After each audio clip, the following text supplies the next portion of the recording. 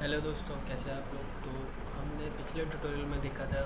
पहले हमने Laravel install की, उसके बाद जो है हमने उसके व्यू में चेंजेस करके देखा। और आज जो है तीसरा ट्यूटोरियल है, उसमें मैं आपको लारावेल के फ़ोल्डर स्ट्रक्चर को जो है ब्रीफ व्यू देने वाला हूँ कि कौन से फ़ोल्डर के अंदर हमारे पास क्या होती है।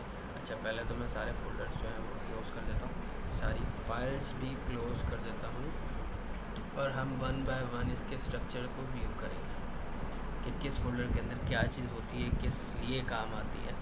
सबसे पहले हमारे पास ऐप का फ़ोल्डर है, जिसके अंदर हमारे पास सबसे पहले कंसोल का फ़ोल्डर होता है। कंसोल का फ़ोल्डर, उसके अंदर एक kernel.php की फ़ाइल होती है। जिस तरह लारावेल की कमांड होती है डिफरेंट जो मॉडल बनाने के लिए, कंट्रोलर बनाने के लिए, इस तरह ये कर्नल की फ़ाइल होती है जिसके अंदर हम अपनी कस्टम कमांड्स लिख सकते हैं। ठीक है। इसके अलावा एक्सेप्शन की फ़ाइल होती है लारावेल की एक्सेप्शन हैंडलिंग करने के लिए। इसको डेवलपर ज़्यादा तौर पर छेड़ते नहीं है। इसके अलावा हमारे पास HTTP की फ़ाइल होती है, जिसके अंदर हमारे पास कंट्रोलर का फ़ोल्डर होता है और मिडिलवेयर। कंट्रोलर के अंदर हमारे कंट्रोलर आते हैं और मिडिलवेयर के अंदर हमारे मिडिलवेयर की फ़ाइल्स आती हैं।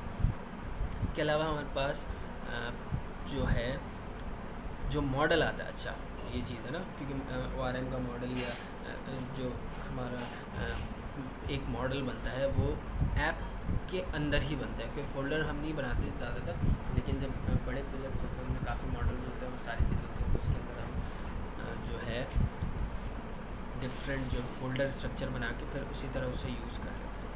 इसके अलावा हमारे पास यहाँ पर बूटस्ट्रैप का फ़ोल्डर है, जिसके अंदर app.php के अंदर जो चीज़ें हैं वो बूटस्ट्रैप के लिए यूज़ होती हैं। और कैशे के जो फ़ोल्डर है, इसके अंदर अगर लारावेल को कोई चीज़ कैशे करनी हो तो वो उसके लिए यूज़ होता है। सिस्टम यूज़ के लिए इसको भी हम ज़्यादातर जो है ऑल्टर नहीं करते हैं। इसके अलावा कॉन्फ़िग का फ़ोल्डर है, जिस तरह दूसरी चीज़ों के लिए होता है, इस तरह कॉन्फ़िग के अंदर भी वही सारी चीज़ें, डेटाबेस की चीज़ें, मेल हम जो है लगा रहे हैं तो उसकी चीज़ें, और इसके अलावा दूसरी सर्विसेज, सेशंस वगैरह, इन सब की चीज़ें होती हैं। उसके बाद डेटाबेस के अंदर हमारी फ़ोल्डर के अंदर जो होती है माइग्रेशंस होती हैं, सेशन माइग्रेशंस होती हैं, जो हम माइग्रेशन बनाते हैं, और जो हम सीड्स बनाते हैं उनकी फाइल्स होती हैं। पब्लिक के अंदर हमारे पास जो मेन index.php होती है, जो फर्स्ट टाइम लारावेल की रन होती है, वो होती है पब्लिक के फ़ोल्डर के अंदर।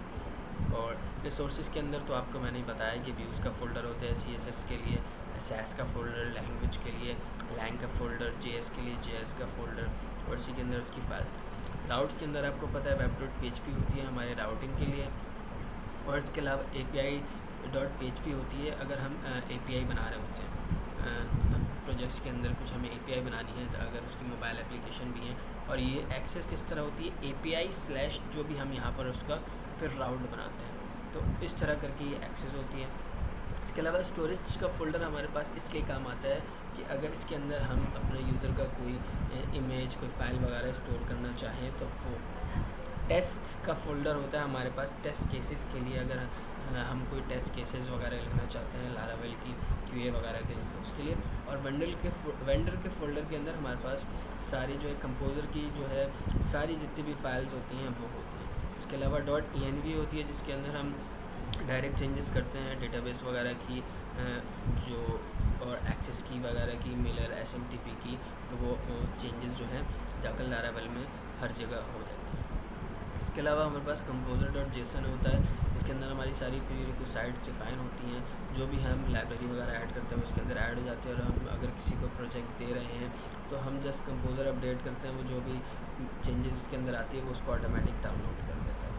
तो ये था हमारे पास लारावेल का फ़ोल्डर स्ट्रक्चर। और हम वीडियोस में आगे की तरफ जाएंगे तो आहिस्ते आहिस्ते हम आपको सारी चीज़ें बताएंगे। हमारा वीडियो आपको पसंद आई हो तो वीडियो को लाइक करें, चैनल